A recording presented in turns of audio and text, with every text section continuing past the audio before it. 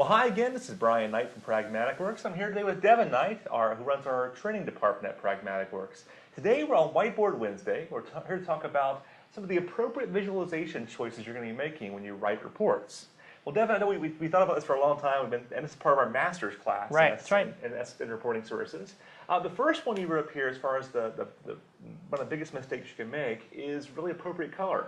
So let's kind of let's say, for example, in our case, I'm going to do a blue, and this is indicating some like a KPI. KPI, key performance indicator in this case. So green is good, blue is like a so-so, right. And maybe black is the devil. Yeah, traditionally yellow, green. Right.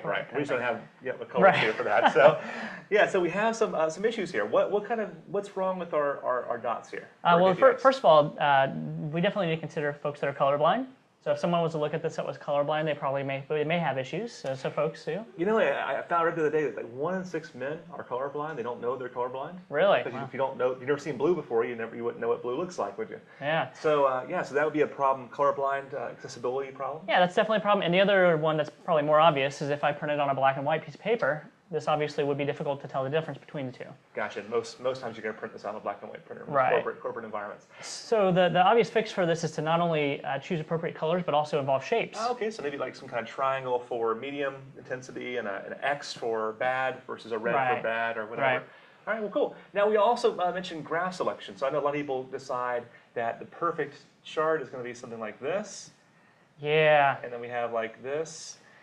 This being U.S. sales, this being Asia sales, and so on. This being whatever else. Right. So the big piece with chart selection is choosing appropriate charts, and oftentimes, executives love pie charts. The pie charts are the bomb for them, right? Right. But they don't represent data very well. In fact, in this case, if I had to compare Asia and U.S., I might have to squint my eyes to try and determine which one is more. Visually, you really can't do that. So what's a better selection then? Yeah, better selection, generally speaking, a better selection is going to be able to do something like a bar chart, where a bar chart really represents data a lot better, where we can compare on a straight line Asia versus U.S. sales here. So we have U.S. sales here and Asia here. Okay. And it's much easier to tell the difference. Gotcha. It was also nice you can say others down here. Correct.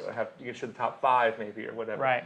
Oh, well, that's great. So bar charts are best. What's cool also is you can put like line graphs in this, and the data intensity becomes a lot more depth-wise. You can put a lot more data in one point. The only way to make the bar chart work for me, as far as the amount of data you can put on one area, is to do like shading, where you can have like one data point with shade, like let's say profitability in the U.S. versus Asia here, for example, and then the size of the pie is actually the cost. Yeah, makes sense. Yeah. So the other one is going to be the 3D. So what is wrong with me doing something that looks a little snazzy like this? I don't get it. Yeah, just because they put those features in there, Brian, doesn't mean necessarily that you should use them. So it's great that you have the ability to make your charts 3D, but it's the same kind of concept or the same problem that you have with pie charts is you're dealing with perspective here.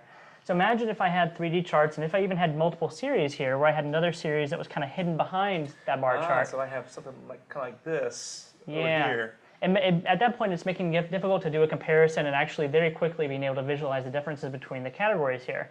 So that's the whole idea behind the chart, is I'm trying to have a very quick analysis at a glance. How's my business doing? And when you add in those 3D elements, a lot of times it takes away that perspective. So you're having me get my reports all boring, it sounds like. In some cases, boring is not a bad thing. So back to the color thing again, very monochrome colors, like blues and grays are usually the best way to kind of show reports. So a website we used to use that, for colorlovers.com. It's a great website for kind of getting color palettes for your company. And you can put your company colors there, and it'll actually show you some great colors you can use in your reports as well. Yeah. That chart junk, this term is a different term. What does this mean? Yeah, this is a term coined by a visualization expert, Edward Tuff, and basically it's anything that takes away from the chart. So Brian, we have this bar chart here. Gotcha. If we had anything in here, like a dollar sign, for example, or probably the worst offenders of this are like news magazines. Well, what if I had, I was trying to show housing sales, so I put this nice little skyscraper right here for each of the homes. That's a great example of chart junk. Anything that takes away from the actual visualization of the data. Okay. For example, if like the home values here, or I've seen one that has a big hamburger in the middle of the chart. It really takes away from. In fact, in that case, you couldn't focus on anything other than the hamburger. And for someone that may be vegetarian, that might be more offensive to them. Oh, cool. So anything that takes away from a chart, you really want to avoid. In this case, chart junk. is something you want to try and avoid. So a lot of the infographics are kind of fall victim of that. Yeah. Where, I mean, it's very entertaining to look at, but it's not getting the point across in some cases. Yep. It takes a lot of real estate to show something that would take, a very small round real estate. Yeah, absolutely. All right, then the 5-second rule, what do you mean by that? Yeah, so this is just kind of a general rule of thumb, is if I can look at a report and within 5 seconds, if I can determine what it's trying to get across effectively, then I did a good job. I did a fair job. If it takes, and this is more something you want to do, you want to bring someone else in that wasn't involved in the original creation of the report, but if I can hand it off to someone that doesn't know what it's about, and they can determine within 5 seconds what it was trying to convey, then the chart does the report does a pretty decent job. Cool. So. Well, great. This is part of your class that you teach also, in the Master's SSRS class and workshops that you do. Tell us about what that is. Yeah, all of our masterly level classes have some kind of design element of it. So our analysis services, our SSIS has a design pattern part of it, including a reporting class. Now we do those classes virtually as well as in a workshop format where we come to different cities.